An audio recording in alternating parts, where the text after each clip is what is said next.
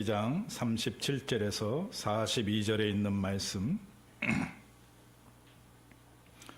우리 한 목소리로 같이 교독합니다. 요한복음 12장 37절에서 43절.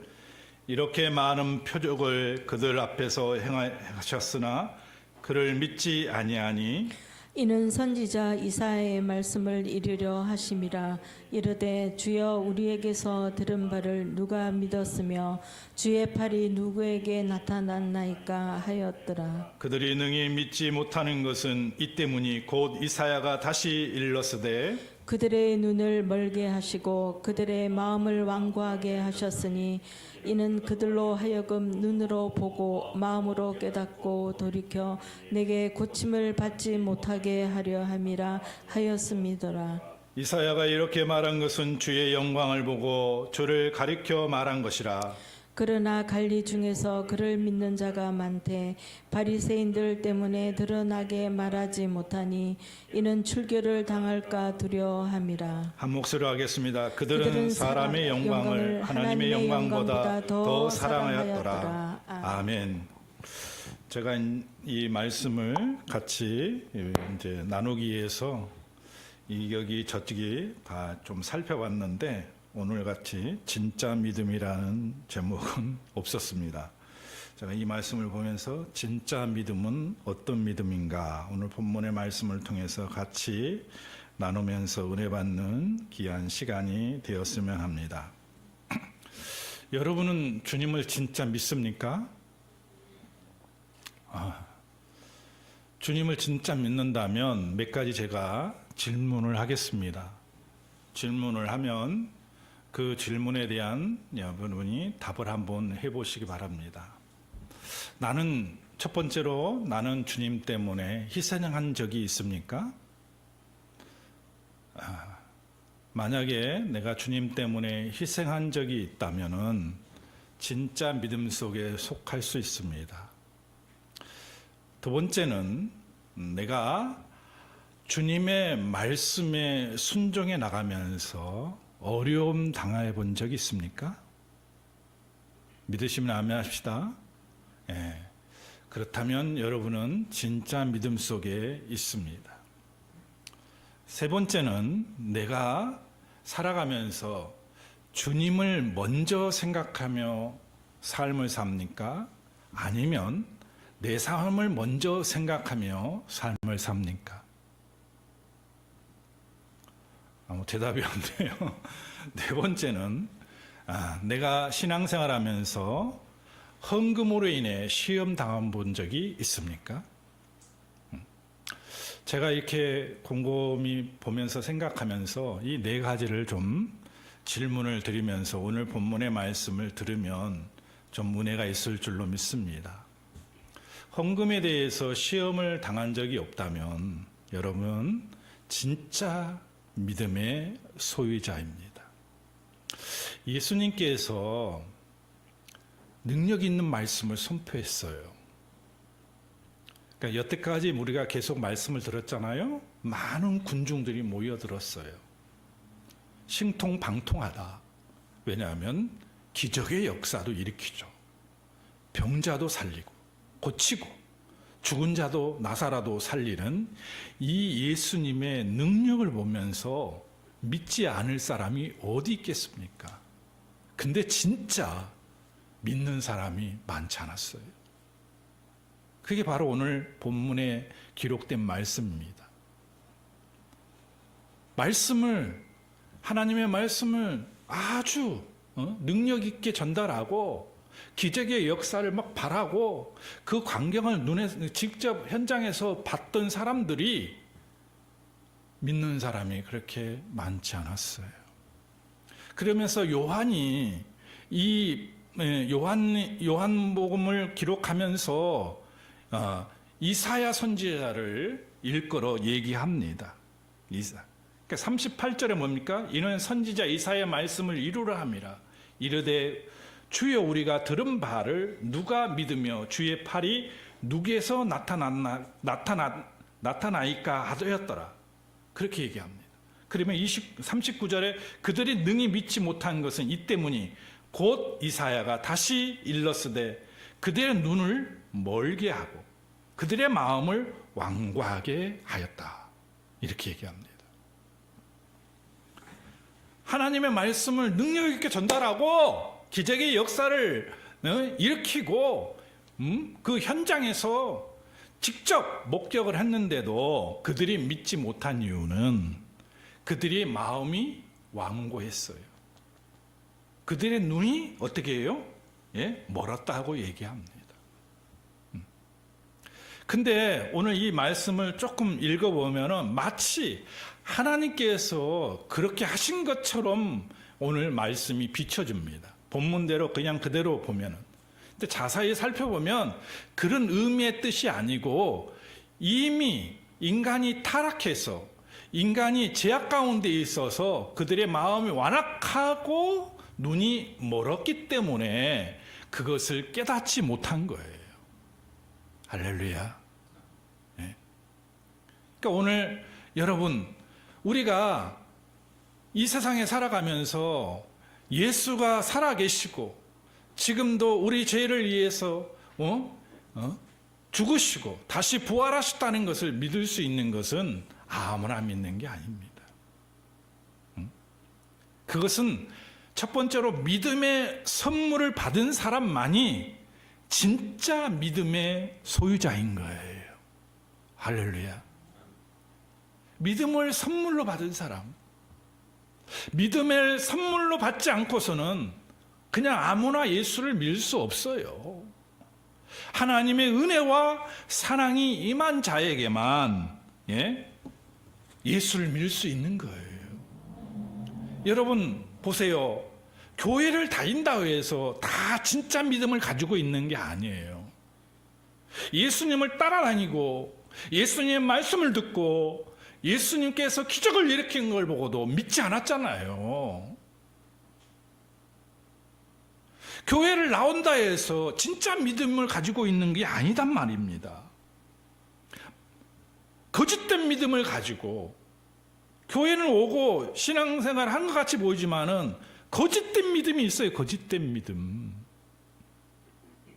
그 믿음을 가지고 신앙생활 하니까 역사가 없는 거예요. 온전한 믿음 가운데 신앙이 생활을 해야지만이 자기도 재미있고 옆 사람도 즐겁게 하고 그리고 기쁨 속에서 신앙생활을 하는데 거짓된 믿음을 가지고 신앙생활을 하니까 행복하지가 않은 거예요. 즐겁지가 않은 거예요. 자 보세요. 예수님이 신통한 능력의 사람이라는 걸 알고 사람들이 그 말씀을 듣고자 해서 막 몰려들었어요. 그리고 기적의 역사를 일으키는 현장까지도 줄줄줄 따라냈어요. 한마디로 팬이에요. 팬. 팬이면 막 무슨 말을 해도 다 믿어야 되잖아요. 근데 믿지 않았다고 얘기하잖아요. 교회를 다닌다 해서 진짜 믿음을 가지고 있는 사람이 얼마나 되겠냐고요. 100%가 돼야 되는지만 그렇지 않은 사람이 있다는 얘기입니다. 여러분 신앙생활 하면서 우리가 진심으로 하나님 앞에 서서 내가 정말 행복한지를 봐야 돼요. 그러면 감사해 저절로. 하나님 앞에 기뻐요. 즐겁습니다. 주일이 기다려지고 하나님을 만나고 하나님께 영광 돌릴 것이 기대가 되는 거예요. 진짜 믿음은요, 하나님의 믿음의 선물을 받은 사람만이 믿을 수 있는 거예요. 예수가 나의 구주라는 것. 그리고 그 이후에 내가 믿음의 확증을 하고 나서 내 삶이 달라지죠. 주님 때문에 행복해지는 거예요. 그러니까 믿음은 먼저 하나님의 은혜와 사랑이 내게 선물로 와야 됩니다. 그래서 에베소 2장 8절에 예? 내가 구원받은 것이 하나님의 은혜로 되었다고 얘기합니다. 너희가 그 은혜를 인하여 믿음으로 말미암아 구원을 얻었나니 이것이 너희에게 난 것이 아니라 하나님의 선물이라. 행위에서 난 것이지 아니 이건 누구든지 자랑치 못하게 함이라고 했습니다. 믿음은 하나님의 선물이에요. 하나님이 우리를 사랑해 주셔서 믿음을 우리에게 주시는 거예요. 믿게끔. 그래서 귀가 열리고 눈을 떴어도 깨닫지 못하는 거예요. 하나님의 은혜와 사랑이 우리에게 왔을 때에 우리는 깨닫고 우리는 알게 되고 또 하나님의 사랑을 넘치게 체험하게 되는 겁니다. 그래서 감사한 거죠.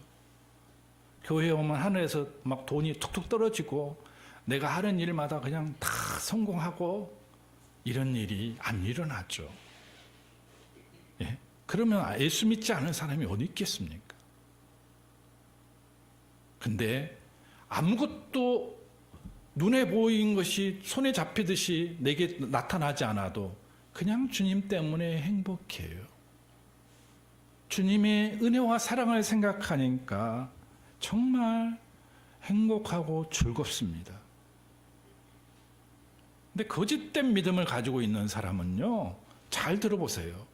의심을 잘합니다. 그 성경의 바른 교훈을 들으려 하지 않습니다.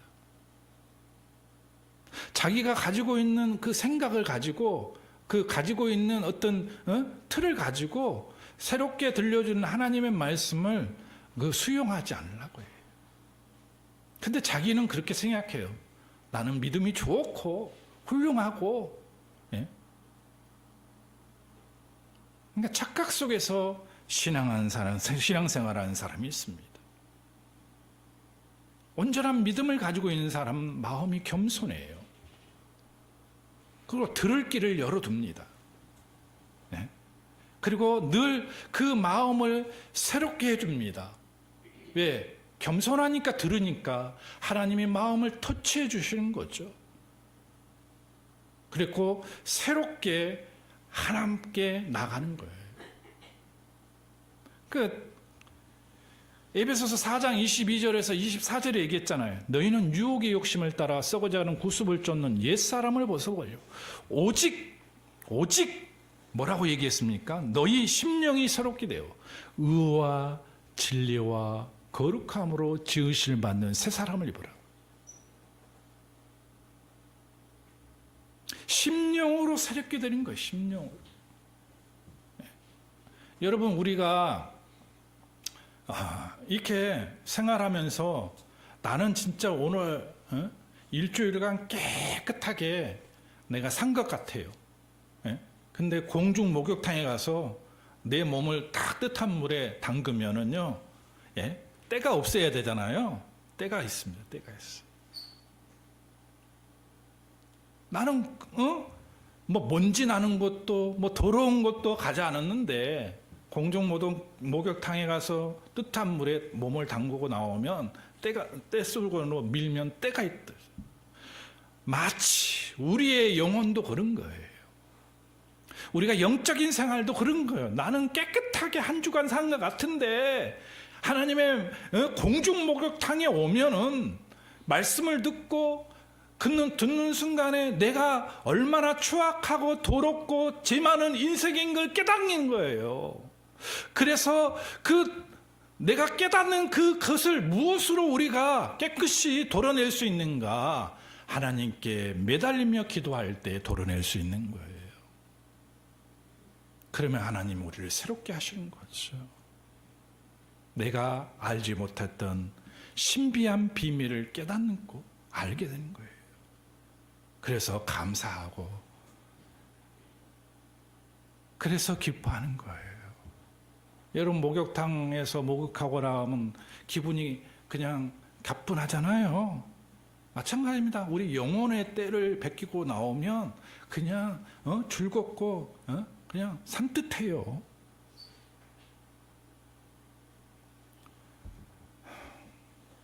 진짜 믿음은 어떤 믿음일까요? 두 번째로 사람의 영광을 사랑하는 사람이 아닙니다. 42절에서 43절 말씀 보겠습니다. 시작. 그러나 관리 중에도 그를 믿는 자가 많되 바리새인 중에 드러나게 말하지 못하나니 이는 출교를 당하니라. 그들은 사람의 영광을 하나님의 영광보다 더 사랑하였다다.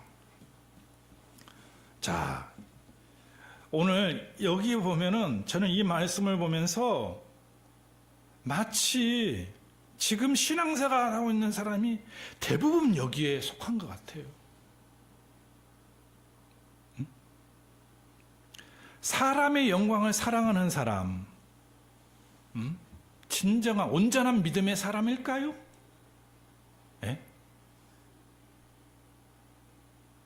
그건 하나님의 기뻐하시는 않지 않는 사람이에요. 오늘 나의 영광을 사랑하는 사람, 나의 삶을 사랑하는 사람은 온전한 믿음의 사람이 아니라고 저는 생각합니다. 자신의 영광을 사랑하는 사람이 있어요. 자신의. 오늘 요한이 예수님을 따르던 대부분의 사람들이 믿지 않았다고 얘기를 합니다. 그런데 그들 중에는 진정으로 믿는 사람이 있었어요. 그게 누구냐면 관원이에요. 관원. 진정으로 믿는 사람이 있었어요. 그래서 42절에 얘기합니다. 그 오늘 42절에 관리 중에도 그를 믿는 자가 많대라고 얘기합니다. 많대. 그렇게 42절에 얘기하죠. 그 관리들은 누구예요? 니고데모와 아리마떼 요셉처럼 지위가 높은 사람들을 얘기하는 거예요. 근데 자기 지위가 높은 부와 명예를 가지고도 있는 사람들 중에도 예수를 믿는 사람들이 많았다는 것을 우리가 알 수 있어요. 대단한 일이 아닙니까? 그러니까 간원들이 높은 지위에 있는 사람들이 예수를 믿고 있었어요. 그런데 여기가 포인트입니다. 믿었는데 어떻게 해요? 바리새인들을 인하여 자기의 믿음을 드러내지 않고 있었다는 거예요. 왜 그래요? 출교를 당할까 봐.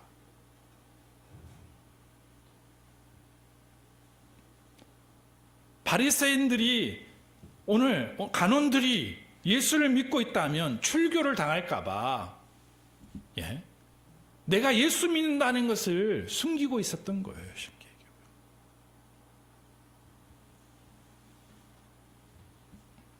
이게 진정한 믿음일까요? 다시 말하면 온전한 믿음일까요? 온전한 믿음? 온전한 믿음이 아니라고 저는 생각합니다. 믿음을 가졌는데 내가 믿음을 드러내므로 부끄럽고 창피하고 내가 믿음을 드러내므로 해를 받을까 봐 오늘 나의 믿음을 숨기고 있다는 거예요. 사람의 영광은 받고 싶고 도리어 그것을 빼앗기고 싶지 않기 때문에 오늘 드러내지 않고 오늘 간원들이 믿음을 가지고 있으면서도 숨기고 있으면서 있다는 걸 우리가 알 수가 있어요. 자, 이것을 지금으로 가져와 보자요. 이 내용을. 우리의 삶의 현장에서 우리가 살아가면서 어떻습니까? 나의 믿음을 떳떳하게 드러내고 있습니까? 나는 예수 믿고 있습니다. 나는 교회 집사입니다. 권사입니다. 장로입니다. 아, 그래요? 아, 어쩐지.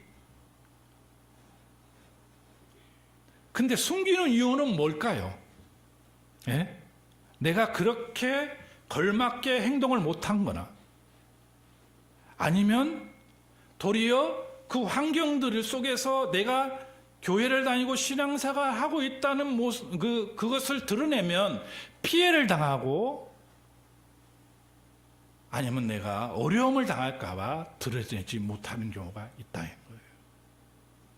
마치 오늘 간원들처럼. 그것은 온전한 믿음이 아닙니다. 나의 영광을 지키기 위해서 주님 때문에 희생하고 죽음 때문에 어려움 당하는 것을 회피해버리는 거죠.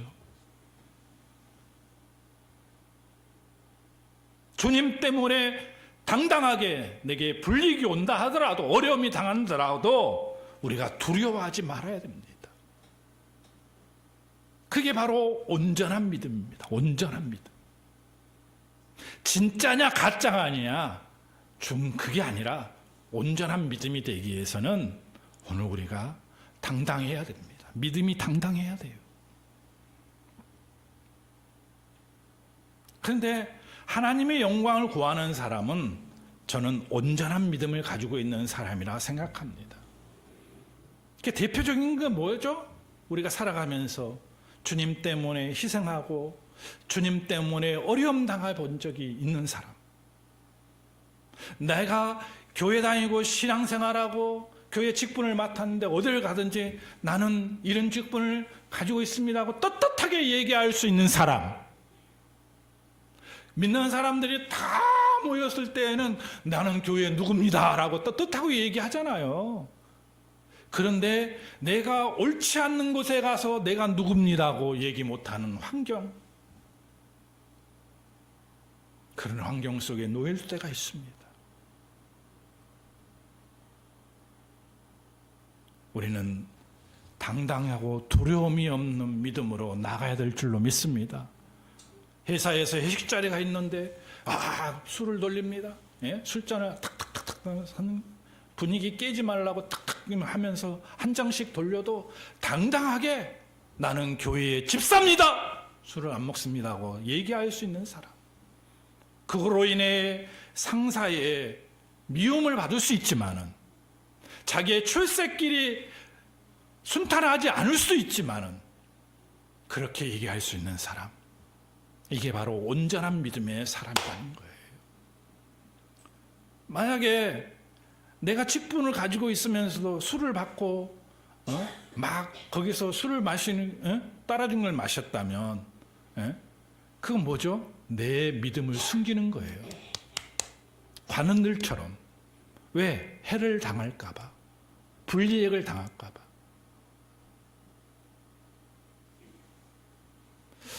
이런 부류의 사람들이 지금 시대를 살아가는 우리 믿음의 사람들에게 엄청나게 많다는 얘기예요. 근데 그 사람이 뭐 구원을 받았나 안 받았냐 그 차원보다도 온전한 믿음이 아니란 얘기죠. 하나님의 영광을 구하는 사람이 바로 온전한 믿음의 사람입니다. 주님 때문에 어려움을 당해보고 그 말씀에 순종하게 나갈 때에 좀 피해를 당해보더라도 떳떳하게 감수하는 사람, 이 사람이 하나님이 인정하는 사람이에요. 그래서 마태복음 10장 32절에서 33절에 보면 누구든지 사람 앞에서 나를 시인하면 나도 그를 시인할 것이요. 누구든지 하나님 앞에서 그를 시인할, 누구든지 사람 앞에서 나를 부인하면 나도 부인하리라고 얘기합니다. 할렐루야. 마지막으로 오늘 진짜 믿음의 사람은, 하나님의 영광을 구하는 진짜 믿음은 어떤 믿음일까요? 하나님의 영광을 구하는 진짜 믿음, 그것은 믿음 때문에 불이익을 당하고 핍박을 두려워하지 말아야 됩니다. 네, 나의 믿음 때문에 불이익을 당한다 하더라도, 핍박을 받는다 하더라도 두려워하지 않는 사람, 이런 사람이 진짜 믿음의 사람입니다. 여러분, 우리는 진짜 믿음의 사람이 돼야 돼요. 진짜 믿음의 사람이 되면 부수적으로 따라오는 게 있다고요. 그게 뭘까요? 내가 알지 못하는 기쁨이 찾아와요. 주님 때문에 한 일주간이 행복해져요. 뭐 돈을 주고 뭐 선물을 주고 갑자기 내가 떼부자가 되어서 그런 게 아니라, 영적인 신비한 체험을 우리가 한 번씩 했잖아요. 구원받을 때에 그럴 때 그런 내가 알 수 없는 기쁨, 내가 알 수 없는 희열이 찾아오는 거예요.